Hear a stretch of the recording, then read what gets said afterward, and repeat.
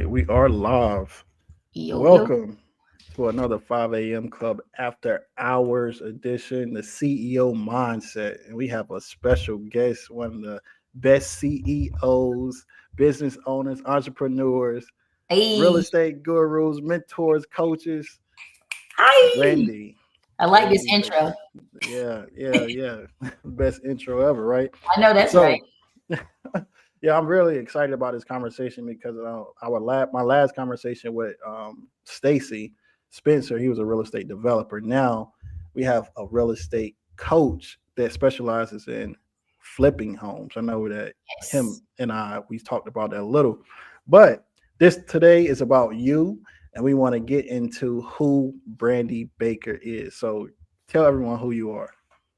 Who am I? So, every time people ask this question, it's so interesting. It's not always what you do, it's who you are. So, like, I am a helper, I am a problem solver. And that kind of plays into like how I even got in the space, flipping houses and buying real estate. So my dad is a contractor builder, and I've been watching him build for my entire life, right? So I'm the I was the 16-year-old that knew if crown molding was laid properly, right? Because I'm sitting watching my dad my whole life. So it was just not coincidental that I ended up in the real estate space. And from like corporate America to owning my own trucking company to now ending in real estate, I think it was like the best pivot I ever took in my life. And that's kind of like a short version of how I got into this space. And it's so familiar. It's like bringing a childhood memory alive every day when I work, and I love it. Yeah, so coming back home in a sense, right? Like you Yep, came back home, you went out, now you're absolutely. back home. Yeah. So outside of real estate, what other career path were you on before even getting into entrepreneurship? I know you said corporate America. So what did you do before the real estate, before the trucking, before anything else? Like how did you get started in your So career? I worked in corporate, so I'm a finance major. And so I was a accounting manager. Did HR. I was a cost analyst until I went into like executive levels in finance. And then because I'm a problem solver, I was in those classes. I mean, I was in those management meetings listening to our problems. And one particular problem just kept coming up, and it was structure, right? And Mhm. so from there, I was like, oh, you know what? This sounds like something that I can get started in, and maybe like I can help. If this is an industry that is needing a lot of trucks, then maybe I can like be a part of it, and I know I'll always be able to fulfill a need. And so I got into that business knowing nothing about it, absolutely nothing. And I really just got in with money. I didn't really know anything. I just was like, let's make an investment. And a wow thing that happened to me. Okay, this is wowed. This is this is going to tell you about the level of insane resilience I have in my ability to make things happen regardless. Okay, because I am like determination is. I don't even know if determination is enough. All right, the first day that my truck went on the road, okay, it totaled. It totaled. Total. The driver wrecked the truck, completely wrecked the truck, and it cost $60,000. We lost like, and I know you're gonna be like, oh, there's insurance and all this stuff, but no, there was no insurance for me because the guy I bought the truck from changed. He like put a built engine in the truck and never changed the odometer. So the odometer miles was so high that we only got $9,000 for a truck we paid $50,000 for. That is crazy. So what did you do? We bought two more trucks.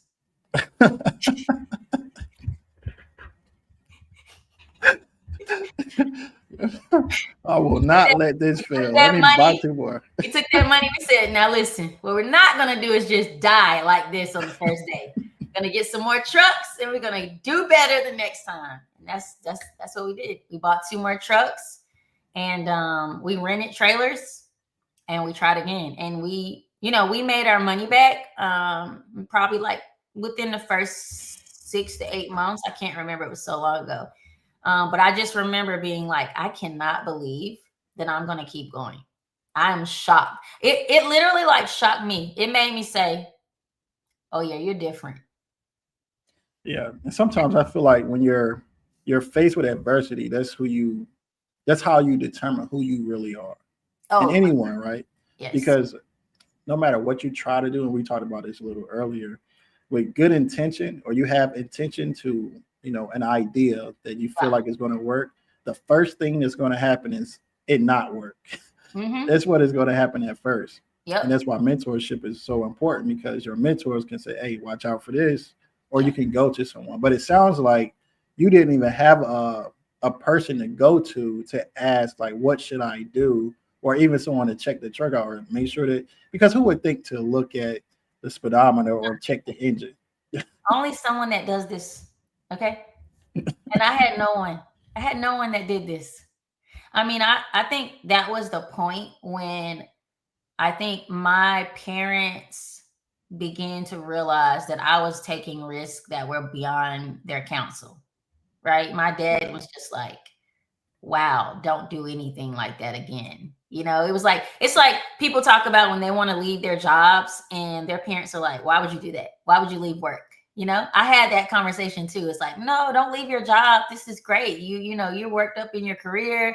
Why would you, leave now when you're like on the executive level? You could do this for like 30 years and you would be making six figures for a long time. That's great money, And I'm like, no, nope. Yeah, I think playing it safe is what most people will want anyone to do. Like if you have kids, you're like, okay, this is secure, right? I'm a little different when it comes to my kids. Like I want them to play it safe, to have a secure grounding, Yeah, but I don't want them to ever think they can't do something.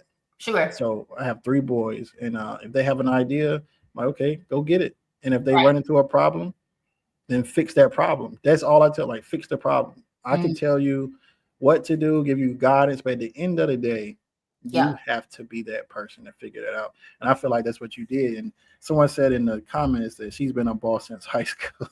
I'm weak. Why can't I see the comments? This is so unfair. I don't need to see them. This is good. Oh, that's funny.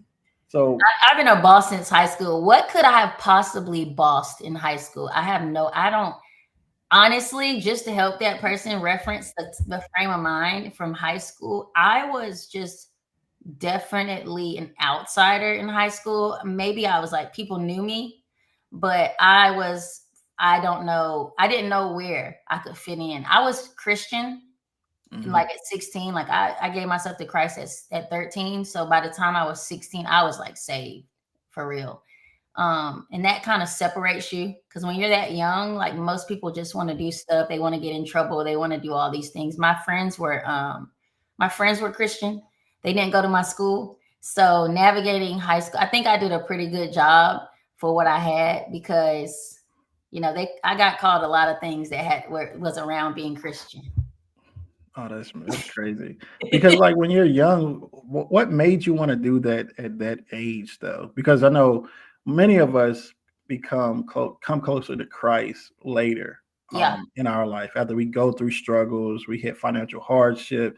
sure. People go to jail and become Muslim Yep, because they are stuck absolutely. in prison. You're like, So yo, I need to read. what could Need to read about this religion, figure out how to get my yeah, life together. I gotta be better than this, these Yeah, four walls. somebody.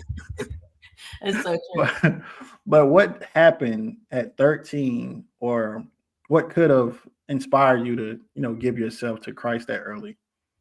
Um, 13. I feel like my parents got divorced when I was 8. So that's 19, 11, 12, 13, about 5 years. Um, I think that I had so much responsibility for my sibling, right? That it made me grow up really fast because I was helping my mom. And I think that my mom was super religious too. She had a lot of faith, and we needed faith to like endure that time. My mom was like in her 20s. And she needed me. And I know I saw her strength, and I was like, I need to have strength like her. I need to believe God like her, because I have to help her. If she has faith, then I know I needed to help my mom. So I think I was like, I need to know God to get us through this time. And I think that's how it started. And then after that, my mom created a natural nurture mother. She made me a mother early. Unfortunately, she made a 13-year-old mother. You know what I'm saying? Yeah. And I think that 13-year-old, like 12 to 13, 14, like you're getting into like teenage years, right? So you're like your mind is changing, and things that wouldn't normally get to a 11-year-old, you're 13 now, so it would get to you. Sure. But like me, for example, my story is totally different. Like I grew up in the church, and I turned away from Christ at 12 because of something that happened to me, which my dad was shot and killed. And I prayed that night when I found out that he was shot. I was like, man, just save him, God, like save him, save him. So when God didn't save him, and I didn't understand how God worked at that time, of course. I was just like, I'm not praying anymore. Like it never works. Like nothing. Well, I was very resentful. Absolutely. And, that makes sense. Yeah. That makes perfect sense. I mean, I think a lot of people do that, Mm-hmm. I think people do that even as adults. Yeah. A lot as an adult. I think a lot of adults. I'm not praying. What is that going to fix? I mean, it. You let them die. I'm over it. Yeah, for sure. But that's a tough one. When you lose people, it's hard to understand God's why. You know what I'm saying? But he knows, he understands. Sometimes I remember my mom, and this is so off topic. We got to get back on to ask me a question after this. I know my mom had cancer in my 20s. I think I was like 28 or 29, just out of nowhere. We didn't know what was wrong, but she ended up having some type of cancer. I still don't even know what type of cancer it was because she was so private. But I remember I prayed at work, and I remember the Lord I told the Lord, I was like, my mom's going to miss so much stuff if she dies now. Like, this is like, I'm not married. I don't have kids. I don't have any of these things. And like, she's going to miss everything, and I'm just talking to the Lord, and the Lord just basically was like, I didn't promise you those things. Those aren't my promises. Right. Mm-hmm. And he was like, I was like, so then I was sad. So then I was like, well, I'm going to miss her. And he was like, well, I've missed her this whole time she's been with you. And I was like, golly. And then he was like, how old is your mom? And I think my mom may have been like 40 something. He was like, she's been away from me for 40 something years. So you can't imagine how much, you don't even love her as much as I love her. And that changed my life forever. Like that literally like made me say, we only have the time with people now. The time is now. That's it. Yeah. Yep. And my mom he saved my mom anyway. I guess I gave it all to him that day. He was like, all right, she got the lesson. That is the key. Give the Lord his people back. That is the key. No, I'm just joking. Yeah. I thank God for his healing power for my mom, and she made it, and she's still hilarious and cracking us up every day. That's amazing to hear. Like I love that story. So like, I almost hold on. Don't do it.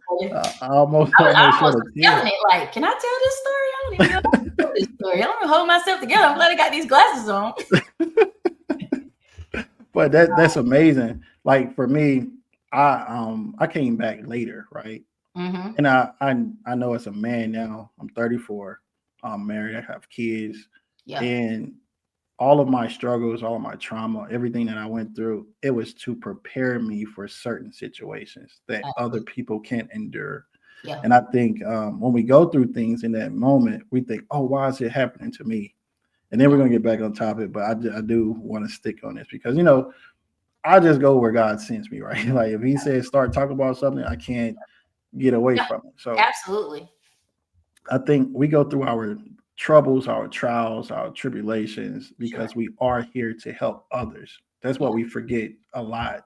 Being in this world, we have to help other people, and those other people may have had a bigger problem going through that if they would have went through it. Like they wouldn't be able to endure what we can endure. Sure. So we have to be there to guide them, tell them about our testimony, because you may be stopping someone from committing suicide. You never know from giving that information out what they can do for someone else. So Absolutely. anything that I go through now, I'm like, okay, this is for somebody else. Go ahead and let's get it over with. Oh, absolutely. I mean, there's learning lessons, and it's like the inner man is so much stronger, right? Mhm. It's not about the outer man. The inner man is the person that who you are within yourself is who is telling you can or can't do something. Exactly. You know what I'm saying? So like you build that inner man, and that inner man is like, we already did all of that. Come on, we're on the way. This is nothing.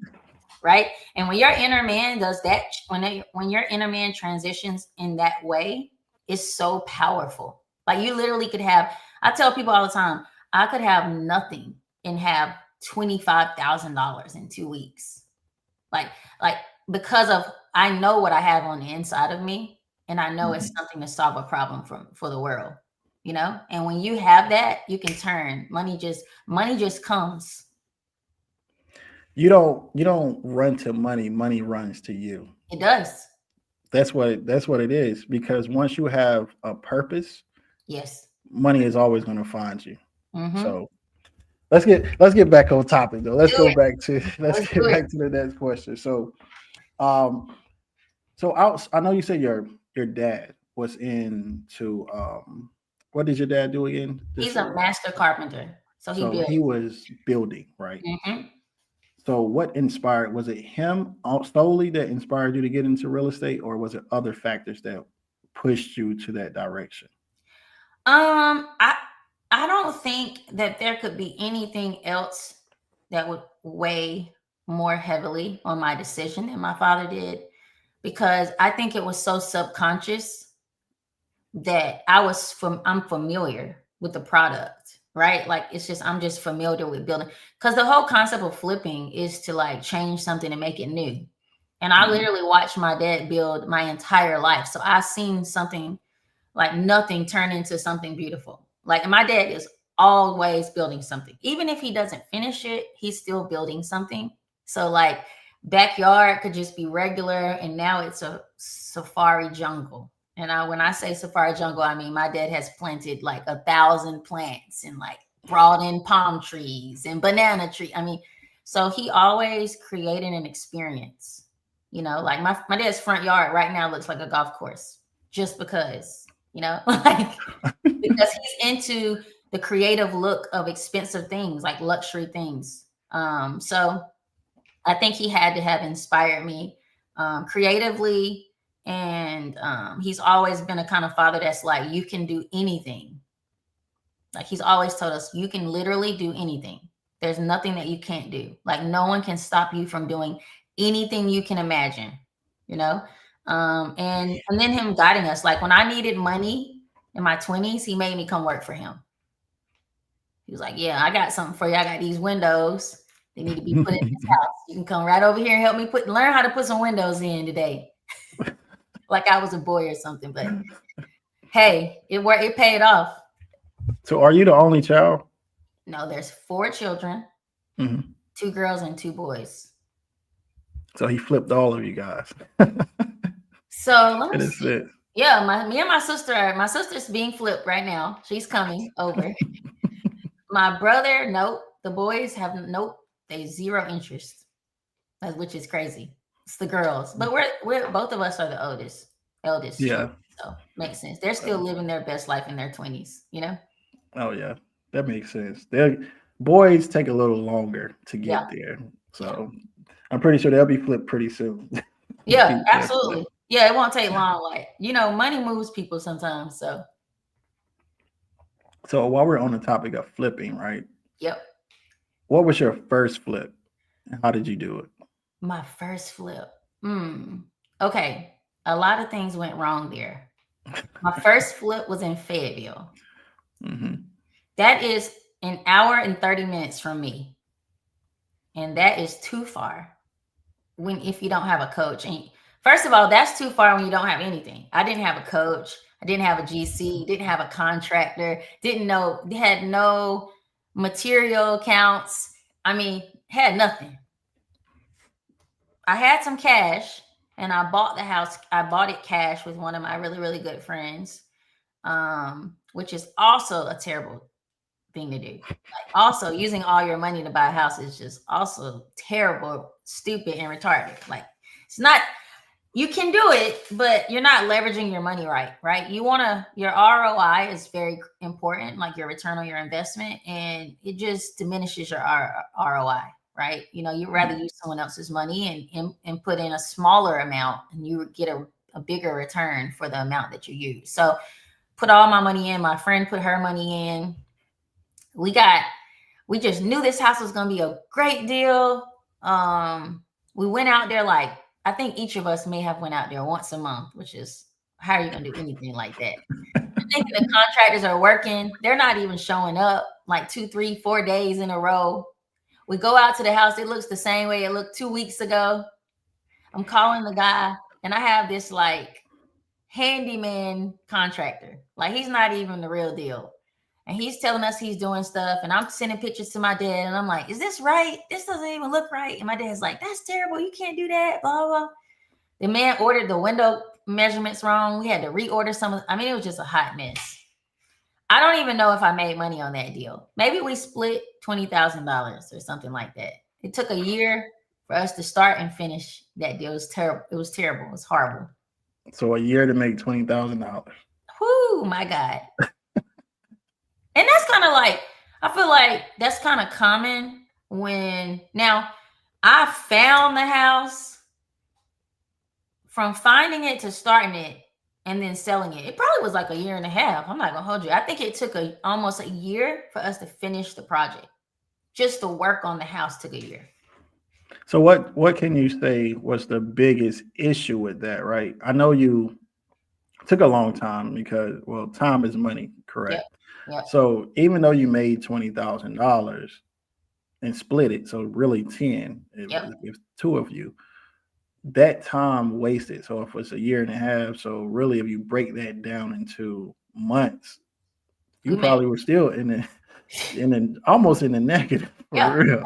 We made like $50. I was kidding. $1,000 a month, $700 a month for a year and a half. Yeah. So what did you learn from doing that? So tell us how you would redo that deal if you were to do it again. If I did a deal that far away, I probably would partner with a property manager, like somebody that's in that property management space, in that location, because that allows you to use the resources of someone that's already managing properties in the area. So they know a good sheetrock guy, they know a great plumber, they know a great electrician because they're using them on the rental properties that they manage. And then I think just having more oversight would have helped tremendously. And what else? I think that was the biggest issue. I think my numbers were good. I think it was just too much time wasted from not having a good contractor and not being able to see the property so I can manage the timeline, right? Because we had a lot of showings, but it was just also in bad location. It was a terrible location too. Yeah, the area was like, could I really get that much money out of that area? And sometimes people think it's a great deal, but it's not the city or the town is not populated enough. Like there aren't enough buyers looking in that area. And when you only have a few buyers, it's just hard to sell. It's hard to sell. And that's like what I tell anyone that I coach. It's like with anything you do, before you start a business, do you have a pool of people that will buy this? Yep. Because sometimes we get into, well, I think this is a good idea and I think this is a good price, but you can't think of the perspective of yourself. Yeah. Because you're not buying it. Very true. You're trying to sell it. So when you're selling anything, you got to think from the other end. Is this going to benefit someone? Is this valuable to someone? And there's a lot of people that would like this. Like when you walk in the Foot Locker, they have a lot of shoes, but they know, going in the Foot Locker, you probably want some shoes. Yeah. Period. So, so you go into a city and you spend a whole bunch of money on a house or anything really. We could use house because you're flipping homes, Yeah. and it's not a lot of people that purchase homes there. Mm-hmm. Then how you gonna sell it? Yep. So Yeah, I mean, it yeah, could be like, small towns like Mebane is a small area, but there's a lot of demand for Mebane. Burlington is a small area, but the demand is a little bit less than Mebane, but still demand there. Eden is not, there's not a lot of demand for Eden, but there's a ton of properties you could buy in Eden, right? So the location matters.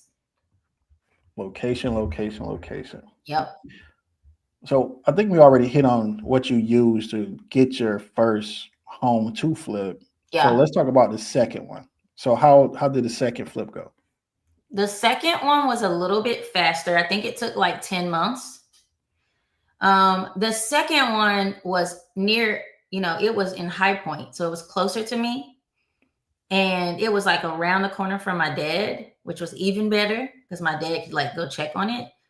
The second flip mistake was I determined, and I did it with my same friend. I decided that we could do the work. Like a lot of the work we could do ourselves. Like since the last house, I can do all the electrical. My cousin can paint.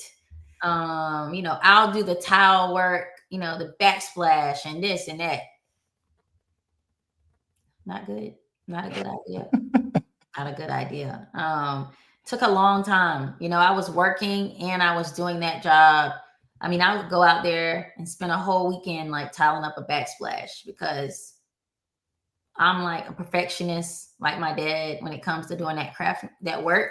And so I would just be like details and I would like cut the towel perfectly so it can lay against. And then I didn't ask my dad for shortcuts. Like, hey, how do I do this to make sure it has straight lines? I was like, oh, I'm gonna break off each piece and do, do, do, do, do, do. And my dad came and was like, oh my God, you spent 3 hours on something that takes 1 minute. You can just go through the machine and put it up. And I was like, okay, now where were you when I was over here torturing us? But yeah, like that was probably the biggest lesson. I haven't really touched a project since that project. Let the professionals handle it that know what they're doing. Absolutely.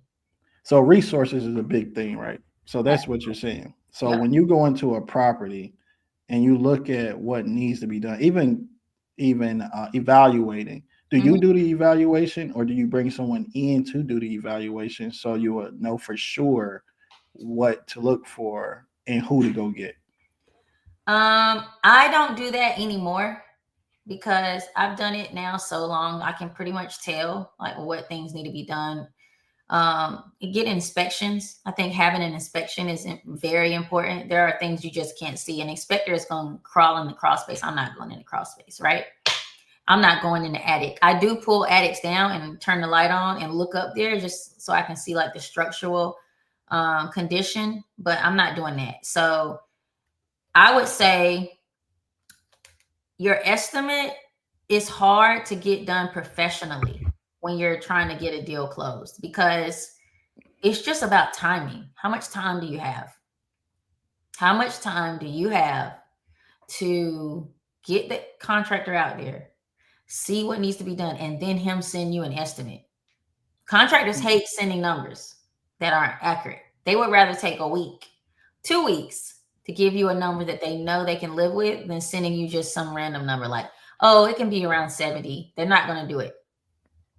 And so sometimes to close on a flip, you only have like 14 days or 20 days to get all those numbers in, and you just don't have time.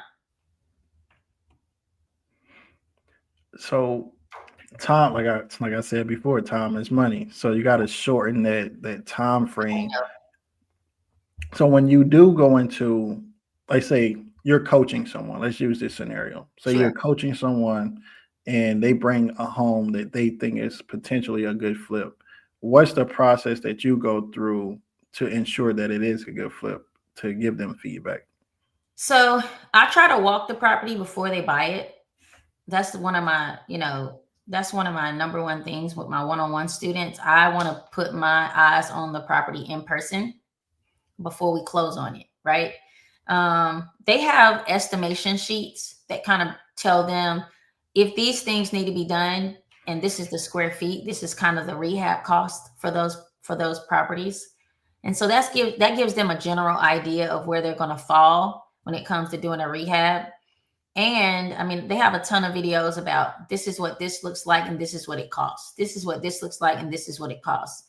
So for my students, I kind of help guide them through the first estimate. But what I tell them to do, I said, this is your first flip no matter what, right? Even with a coach. It's your responsibility to journal the process. You have to write down, this is what we estimated, and this is what it ended up costing us. And this is the square feet of the house, how many bed and baths, did we add beds, did we add baths? Like, you have to journal your process so that when you go to your next one, you can use that entry to make a better estimation, because every single flip is different. Every flip is different. Every time you go to a house, there's going to be different issues, different problems. And there's a lot of things that you're going to remodel a bathroom. You're going to remodel a kitchen, of course, right? But you might want to take a wall out and open a kitchen up. Do you need an island or not? Is the space big enough for an island or not? Like, every time you do something, the creativity of remodeling a property that's already existing is difficult, you know? Mm-hmm. So your students, I'll say this. So your students, they come in, you walk the property, right?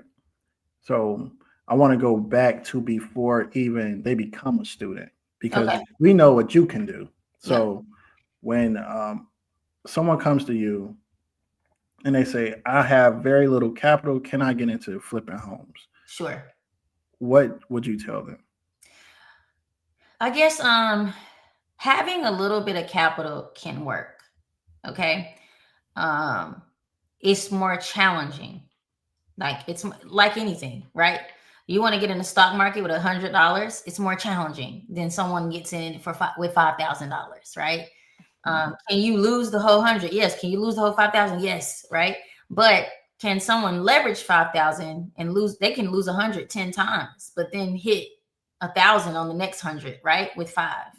And so what I always tell my students is, there are creative ways to make a deal work with little money, right? And that's what I do, right? I help them come up with creative ways to use less money to get lending to flip a house.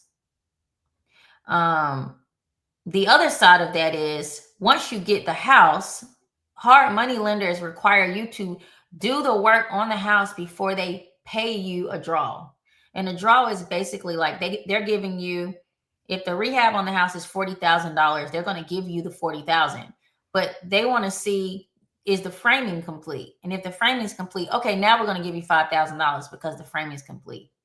Before that framing can be complete, you got to buy lumber. And then you got to pay those guys that did the framing. Well, how can you do that if you don't have any money left? Maybe you spent $5,000 to buy the house, right? Mm-hmm. Now you don't have any money left. How can you get that work done and get the lender to still pay without doing that? Well, now you have to have relationships. Now you have to have a good relationship with your contractor, right?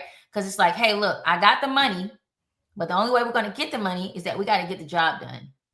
Every time we get the job done, we get the money, right? And so that's already sealed. Okay, well, how else can I get the material? Like, how am I going to get the material? Some contractors will do the material and the labor and then wait for you to get to draw. Some contractors require you to bring the material. Well, Lowe's and Home Depot, last time I checked, had credit cards.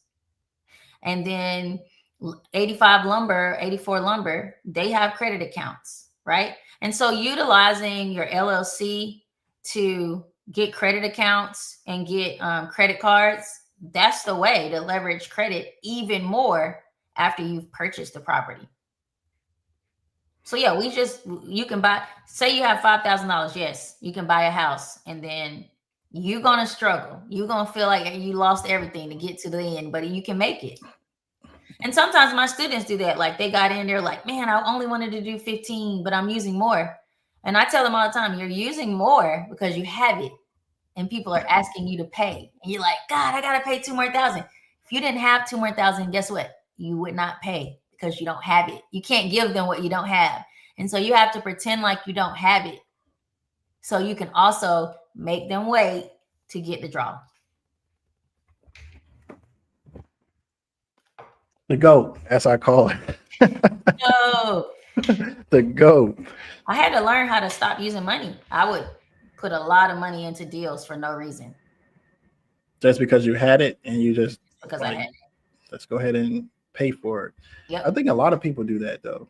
Yep. Like try to, oh, I got a lot of money, so Let's let just me do just it. throw the money here. Yeah. Yep. And not really have a grasp on what's going on. But when you don't have the money and you learn that lesson of, okay, I figured this out with very little money. Now, when I do get the money, I'm more conscious of what I'm paying for. Oh, So absolutely. I That's think just exactly it. humans. Y'all Absolutely. are human. Exactly it.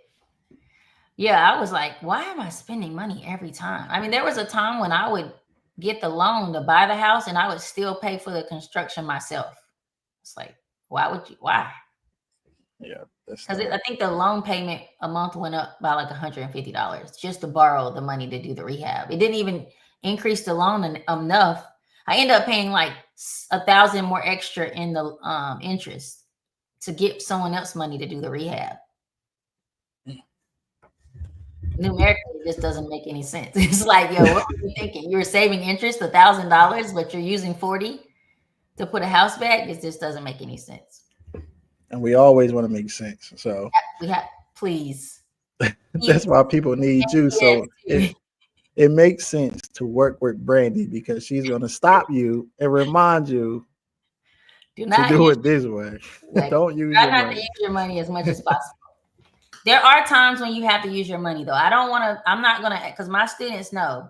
Some of my students have spent a lot of money on deals, and those houses that they bought were very expensive. Like they bought houses that were $200,000, you know?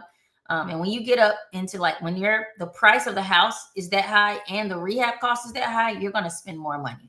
So of course, if you want to spend the least amount, you got to buy the smallest deal. The deal size has to be small.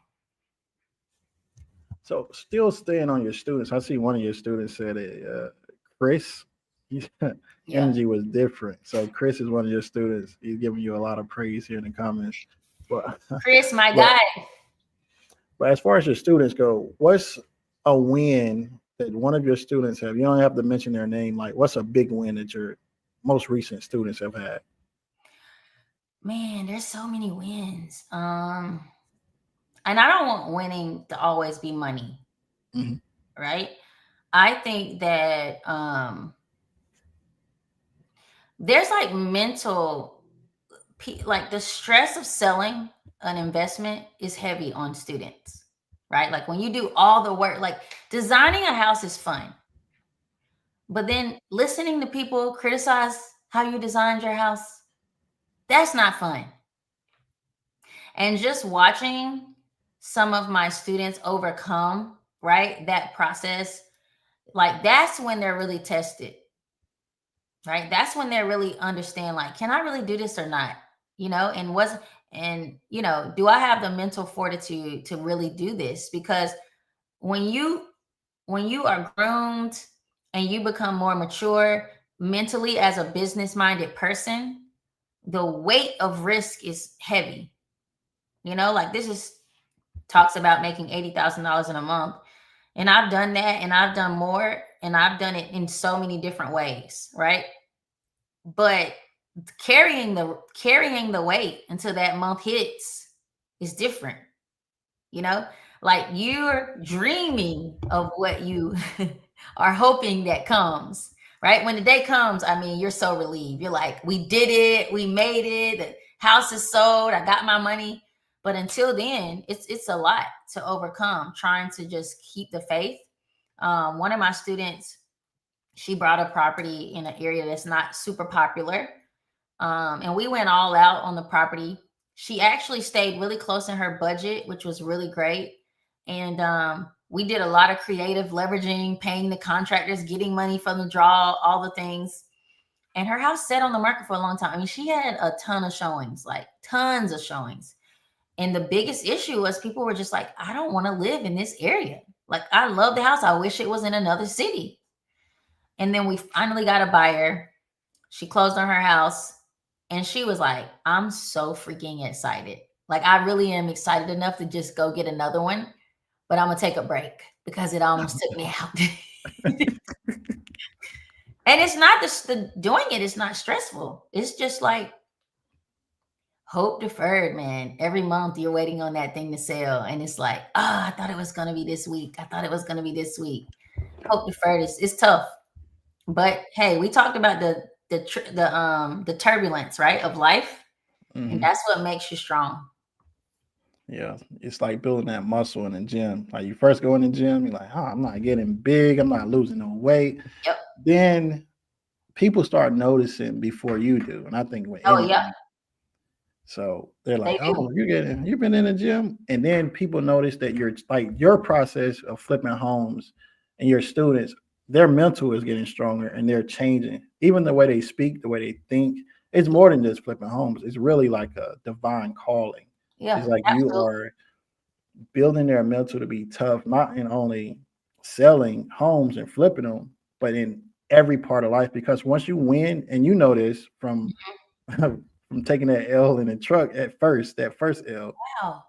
once you got back up and did it, you Yep. like, okay, and you wins start coming, Mhm. coming. It's because your mind is being programmed a different way Yeah. rather than what you were accustomed to before you even started. Because Right. us in corporate, when we do work there, like you go to work, you produce, you get a check. Hmm. When you transition from to an entrepreneur full time, it's like you go to work and you You work on your business, you work on your business, you work on your business, might you not work get a on your check business. for a while. You might not get a check for a long time. But when you do get that check, you start getting it's like a compounding interest type of thing with money. Once you get that check, you get Yeah. another one. You get it Yeah. quicker. Then you get it Yep. quicker. And now Absolutely. before you know it, it's like, oh, all right. I'm juggling how the like to manage getting all this money in at once now. Absolutely. But And that before made you me don't get many.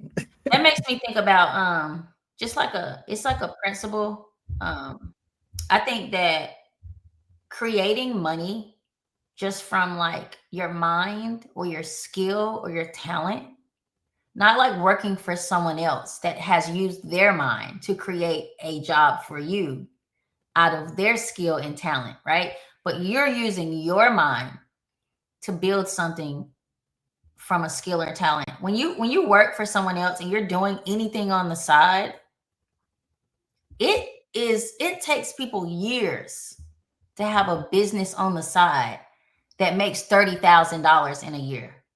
Mhm. Like some people are building like women's facial, like a cleanser or like a self, like a what do they say?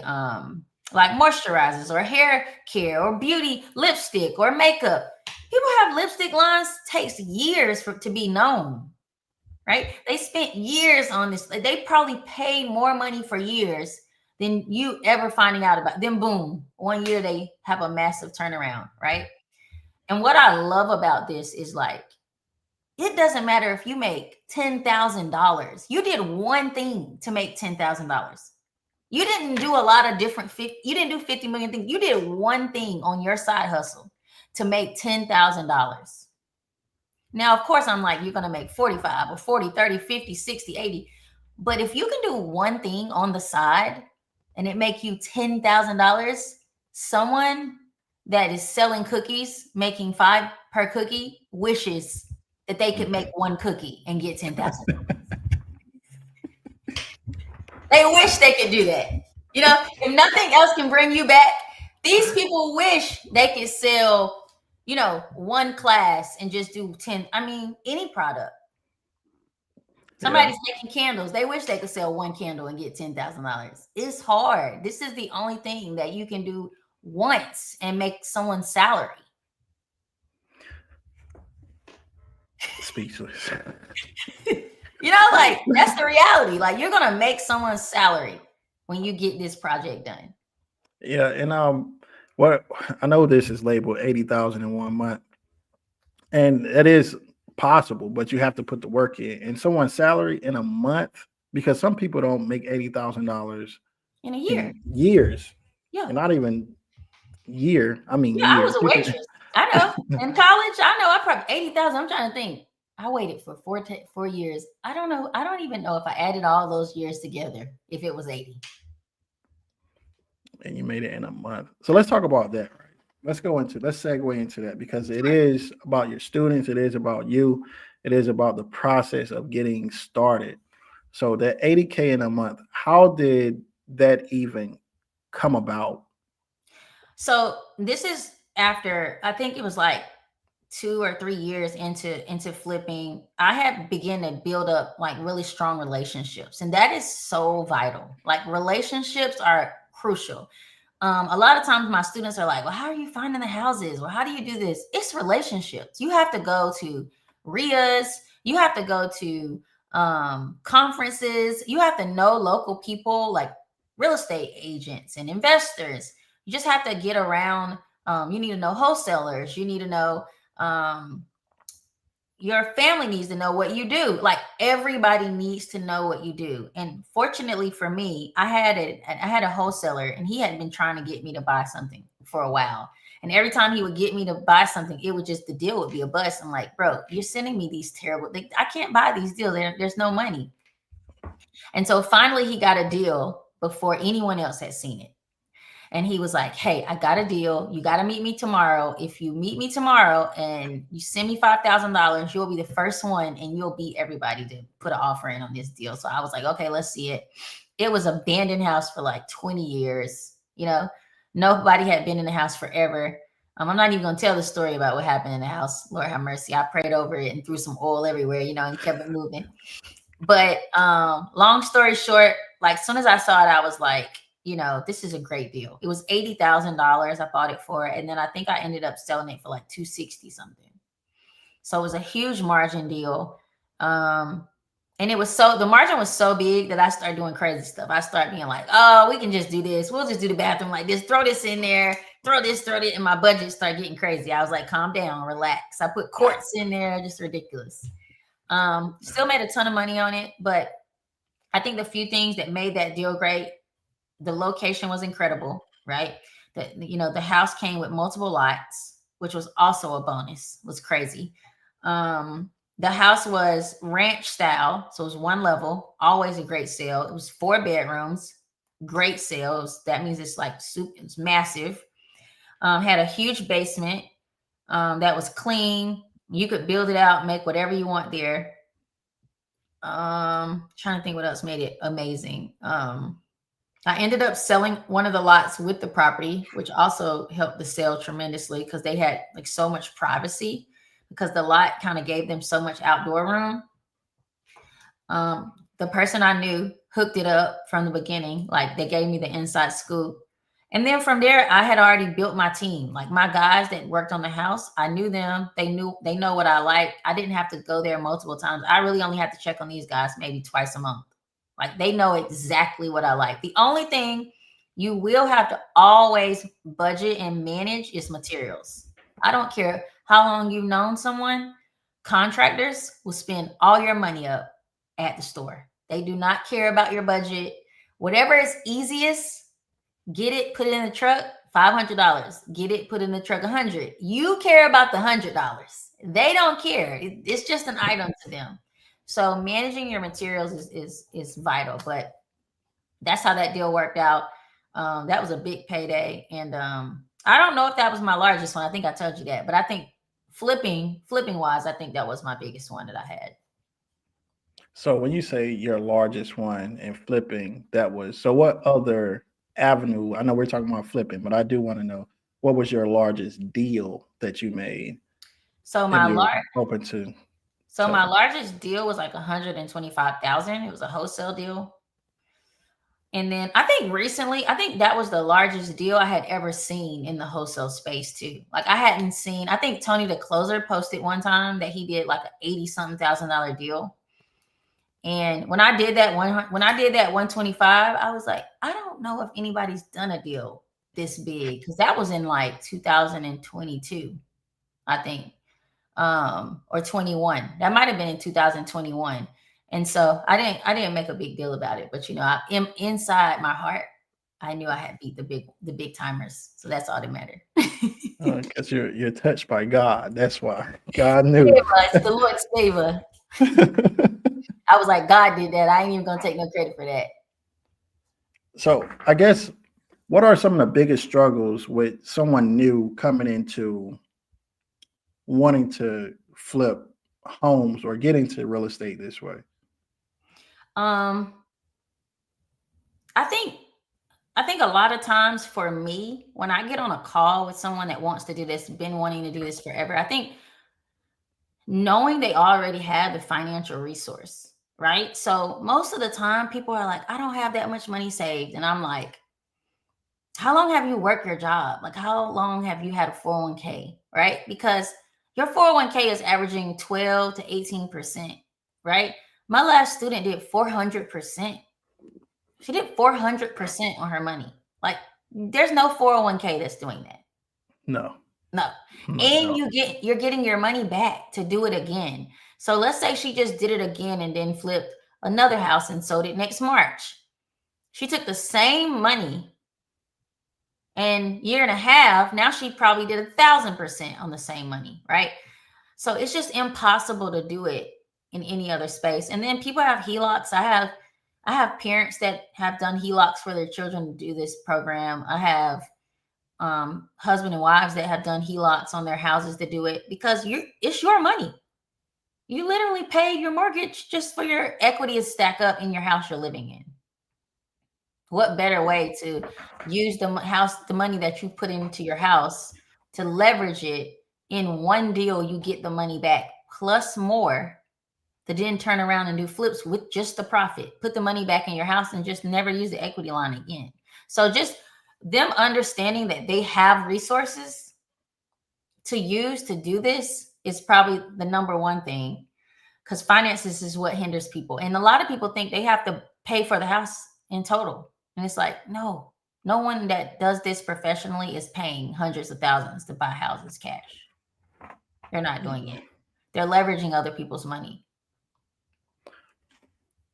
That's interesting. So the next question I have is, I know people with very little money want to get into this, but people that, let's say in corporate America, right? I know we're on LinkedIn right now. A lot of people in corporate America are on LinkedIn and they do have the money. But as far as time, maybe they don't have the time to quote unquote do it. But we all make time for things that we want. Sure. So let's say a program manager, a project manager, anyone in tech that's making, let's say, I'll say let's say baseline $100,000. Yeah. Is this something good that they could get into because their salary is $100,000? Sure. Would you tell that person this is something good they could get into as a side hustle and it could potentially exceed your salary? Absolutely. Absolutely. It takes, I would give myself like 2 to 3 years to like build a team, to build the resources around you so that you can get to the point where you're not like solely totally managing it. Like my team is so good now. I tell my students all the time, I make more money flipping than I do coaching. Don't get it twisted. I make more money flipping houses than I do coaching. I was called to coach. Like the Lord called me to do this. I'm not doing this because, I just want to do it. It took me 2 years to come and do this, to be obedient. But God has a calling. He has a time and a season for people to be prepared for where we are to go in this world, in America, and where we're going in the next few years, and to prepare for that time. And so he called me to coach people, to help people find better ways to make money and leverage, and for the wealth to be transferred by us having the right skill, right? And so I don't know how I got there. Tell me your question again. I forgot your question. For everyone on LinkedIn that's watching. Yes. Replacing their, go ahead. Yes, I do. That's what it's for. I think that you do one, year one, you do one or two if you can, right? Year two, you try to do 3. Year 3, you try to do 5. If you do 5 flips, you're pretty much going to make $200,000. I mean, if you make less than 200,000, you just I don't know. I couldn't tell you. There's a big deal in there somewhere. Like 2 of those are at least going to be $50,000, and if they're not, then you need to look at how you underwrite your deals because they're too Gotcha. tight. Yep. So your students, what's an average timeline from when they start your program to when they successfully flip their first home? What's a good timeline of how long that takes in your program? It's taken some students a year. It's taken some students 4 months, right? Okay. It takes an average for me is 4 to 6 months. I've been doing it for a while. But for my students, it depends on like how much time they can give it. Like I have a new student. She came onto my program. A week later, she had a house that she found. 2 weeks later, she bought the house. It's been 6 weeks since she started her rehab. She'll probably be done next week. So in 2 months, she started the program. She found a house. She's flipped the house, and it's going to be for sale. And if she sells it immediately, I mean, she will have done it all in 3 months. Yeah. So that's even selling in a year or 4 months to 6 months to a year, just that big lump sum of cash coming in. It's crazy. That's just like if you do have a bonus at your corporate job, you have to Yes, wait for that bonus, and the whole then you don't even know if you're going to get your full bonus, year. right? And So that's it only predicated makes on sense. everybody, right? Like the whole Hmm. corporation had to do well, or your whole team had to do well, or you had to hit KPIs to get portions of your bonus, right? Hmm. Yep. I know we're getting close to time. I do have a few more questions I want to ask. I Yeah, don't want to go over time. So when it comes to, let's go to a different sector, not just corporate. We hit, let's say real estate agents. Let's talk about those. sure. Is this a good idea for real estate agents to get into, and why? I think this is great for real estate agents. I have real estate agents in my program. I think the biggest concern and complaint from agents is that like just leaning on waiting for the next deal to close, right? The next listing or the next buyer to close on their transaction. And transactions fall through the cracks. Like that's the most devastating thing for an agent. And there's a ton of new agents. Like I think the last time I heard something, I think like 70% of the agents today are like under 2 years. They've only had their license for 2 years. I've had my license since 2005. So I've had my license for 20 years. So I can't imagine how many people out here they're just starting. They don't have a clue. They don't know enough people. People don't know that they're doing the work. And so I have a student that started a flip in February, sold it in April, February, March, April, May. She might have sold it in May. And she made 50 something thousand dollars.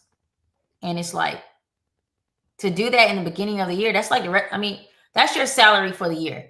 Now she can just do agency for the rest of the year and make up boop boop boop, pick up other checks, right?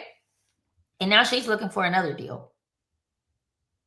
So I think it's just absolutely helpful, right? She's not stressed out all year because she keeps getting money. And when she gets the money, she has to pay all the debt back, from previous months of not making any money. So absolutely. I think agents have to be diverse in the way they get paid to start for sure. Gotcha, gotcha. And my last group of people that I want to touch on Sure. are veterans. So veterans come out of the military and they have their GI Bill, they have their VA loan, they have all these resources to bring more money in. Sure. I'm actually looking to my like going back to school myself for AI strategists and things like that, just to help with my business as well. Yeah. So flipping homes for a veteran, is it a good idea, and why could it be easier, if easier, for veterans to get into this? Mm, Sure. I mean, I've talked to my cousin about, investing in this way. I mean, they have a ton of like VA lending that could work, right? But you don't even need it. I mean, refinancing with the VA would probably be the better option for like rentals. Like if you flipped a house and then kept it as a rental, then the VA space would be ideal because you don't have to put any money down. You know what I'm saying? Like you can just keep the house and buy it and rent it out. Um, so I mean, and they offer like VA multifamily, I think. They have like a VA loan for multifamily. Especially Yep. if you're starting, you can live in one and then rent the other ones out, and you probably would live for free. I'm all about living for free. I want to live for free. I do Free. too.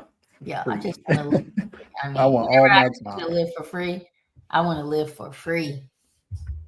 So the last question I have right now for everyone watching right now and people that will see this later, how can they get into real estate and where can they find you to, I guess, accelerate that learning curve as far as flipping homes?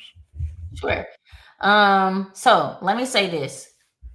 You need a coach for anything you want to do, right? Because coaches will speed the process up. They'll cut a lot of the risk out, and they're not going to cut all the risk out, right? Investing, there's risk in investing all the time, every time. But they will kind of, make you aware of some of the speed bumps before you hit them and damage, like your car while you're going over it. Like, hey, no, there's a speed bump in 5 miles. So I think that is probably the most usefulness for a coach. I have coaches, and I've hired coaches to get this far in my career. You can find my coaching program on flipitwithbrandi.com. Flipitwithbrandi.com. My Instagram page is the same, Flip It with Brandi. All my handles are like that. YouTube is the same, Flip It with Brandi. My coaching company is called House of Overflow. It's a piggyback off of my nonprofit. And my work is to help people figure out how to make money on the side. And I think early this year, my goal is always to get people to make 50 to $100,000 on the side if I can. And that's flipping one or two houses or three a year. But the time of it is up to, the student, the market. There's so many factors, right? Um, that's it. That's me. That's where you can find me. And I will be glad to help anyone. Like, I love turning 401ks over. That's my favorite. It's like if I can beat the market, I'm like a superstar, I So already that's know Brandi. it. So that's Brandi Baker. And so the next time that you see us together, I do want to put this out there for everyone. The next time you see us together, we will be doing a home shoot, right? We'll be recording and walking through one of the homes that you're flipping or your students flipping. We haven't got down to the details yet, but I do want everyone to know stay tuned because we will be doing a walkthrough with Brandi. She'll be teaching during that time as well, right? Yep. So stay tuned, join her program. And if you have any questions, I will drop her links to her social media in the chat as well. So you could quickly find her. If you are following me, just send me a DM. I'll send you straight to Brandi as well. I So, love Brandi, is it. there anything else that you want to tell everyone before we end the call? No, thank you, Dominique, for having me. I hope everybody was encouraged, and I hope you had some tips to just start, right? Whatever your journey is, just start. All you can do is start and try to find the mentorship that you need to get to where you want to be and just go for it. Thank you, Dominique. All right, thanks, Brandi. And if there's anyone else that would like to come on and do an interview, or if you just want to talk to Brandi, privately, just let me know. I'll let her know. If you can't find a page, like I said before, I just want to reiterate that mindset is something that we all need to shift to grow. Don't Sure. chase the money, follow the process, and live for solving problems because that's how you're going to bring revenue in, and then that's going to take down your stress. When you think about a problem, don't turn away from it. Just figure out how to solve it. And that's Absolutely. all I have for tonight. Thank you. I'm Dominique Holiday, business coach and CEO of HSI, and this is Brandi, the GOAT coach of home flipping. Like I always say, And until next time, guys, thank you. Bye, guys.